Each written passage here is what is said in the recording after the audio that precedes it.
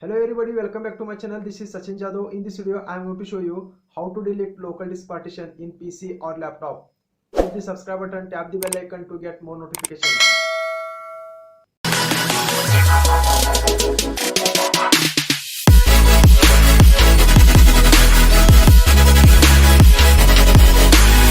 Thanks for joining me again.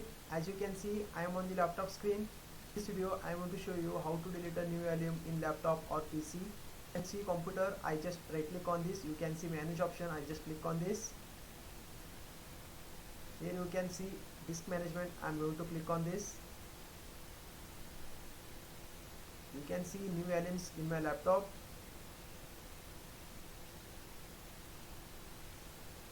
Now I am going to delete this new album name called yes. I just right click on this. You can see delete album, I just click on this. I just click on yes.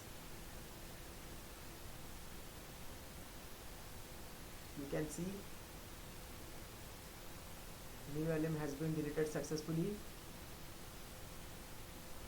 Thanks for watching.